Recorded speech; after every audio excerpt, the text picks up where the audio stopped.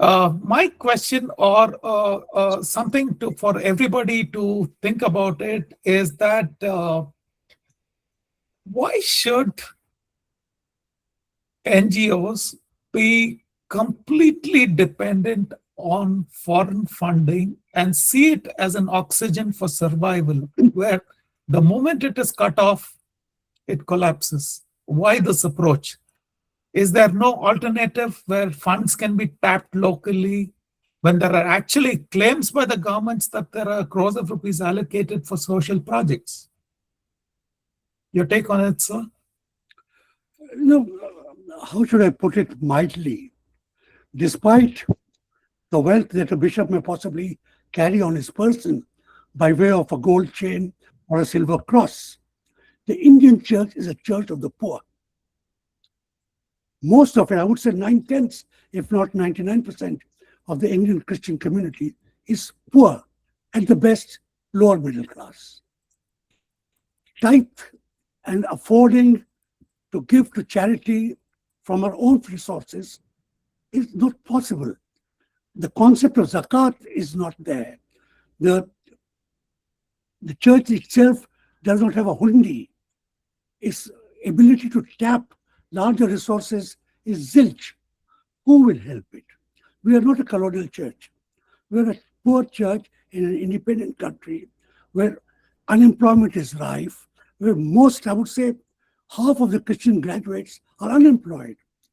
How will they give a tenth of their unemployed wealth to the church to be able to run a charity, an orphanage, or a school or a college? The Indian church, by the fact that it reaches out to the poor and is constituencies of the poor, has to depend on the goodwill of the world. Mother Teresa used to say she doesn't even bother if the money is from a dictator. I would bother perhaps, but the point is you have to take money from those who have money. I don't think there's a Christian in this country who can give 100 crore crown of diamonds to a statue of the Blessed Virgin, where there are people who will give such a crown in a temple, for instance, or somewhere else. We can't afford it. So the fact that it's a global world, if we can borrow money to run government projects, if we can borrow money and then still give more concessions to the corporate sector, why not to religious organizations? And I would say all religious organizations. If Hindu churches, Hindu temples want money from American NRIs, so be it. Let them get it through regular banking channels, through FCRA channels, and let them be in accounting. It's a good thing. And for the global community to participate in the uplift of people in the poorer countries, please understand, where does this money go? We get, let's say, money from Germany. It goes into the running of a school. One school in the capital, one school in a deep village. I've been to these villages. I've seen there's no other school in town. There's no hospital in town. There's nothing. So we are, in fact, taking money which have gone to the government and gone waste and channelizing it to where it is needed. It's a social work, double strength. And therefore, foreign money is a good thing. But if it's brought in to make bombs or to make private armies, then it's not a very good thing. And I don't think any church has ever been accused of doing that. Thank you, sir. Thank you. And with you still on the line, there is a question specifically for you. The gist of it, which is that given the current climate, do you see a path for civil society sector to collectively negotiate these 2026 provisions? Or are we looking at a permanent shift in how NGOs must exist in India? As far as FCRA is concerned, every successive government has harshened and hardened the law. So I do not think if a new government comes of a more liberal party, it will matter very much. But the other issue is important. Can we negotiate with the government? And it's not an issue of the church, the Catholic Church or the Protestant Church negotiating with the government. Civil society itself, by virtue of being a civil society, by running projects among Dalits, among tribals, among physically disabled people, among women, among landless labor, all the people that government doesn't reach out to or reaches out without compassion, by reaching to them with compassion. Civil society is a part of us in making good use of the money, translating that foreign fund, the dollar, into something useful for Indian nation, Indian society. And therefore, I think they are honor bound to be with the rest of this victimized group, the Catholic Church, for instance, in making common cause and discussing with government, using our clout in parliament, whatever it is, using members of parliament, using other civil society mechanisms, using international pressure, because those who give money have a small stake in how the money is being used. And if the money that they give to run a charity, or the money that they give to run a school in a village by a non-Christian organization, should that government money be going into paying DA of government staff? No. So I think moral pressure, political pressure, social pressure, international pressure can be and should be built up and utilized to let the government see the error of its ways. You, Sunil, is that for a small trust that simply cannot afford a dedicated compliance team, is there a minimal viable governance structure you would suggest to stay on the right side of the law? For a small NGO, what I would suggest is just consider your FCRA funds as one business, the local funds as another business. Maintain absolutely separate records for both. Okay, even if there are common expenses spent, like I said, make one common master voucher if necessary, but clearly the expenses, put it record separately. Those proportion that's spent from the FCRA and the local. For a small NGO, I think that should be quite sufficient.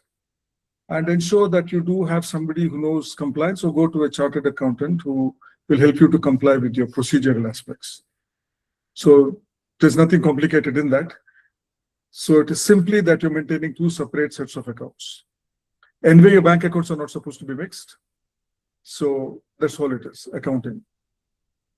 Thank you, Sunil. And Nitin, you mentioned that if a trust realizes they have a past compliance gap today, the safest way for them is to get back and inform them about it. But today, the way data is mined and mapped and collected, the government knows everything about what's happening. So in this context, what is the legal way to rectify it even before, besides informing them? What are the other precautions that they need to take before a notice arrives? To that effect, Mr. Sunil had actually answered it, stating that once your books and accounts are built in a proper way, in terms of, let us say, as an example, if you have to take expenditures alone, if it is bifurcated, categorized, and if it is accounted, and if it is already, if the books and accounts are already maintained clearly, as an example, I'm just saying this, if it is maintained clearly, on a date when we can understand what is the problem that is going to come.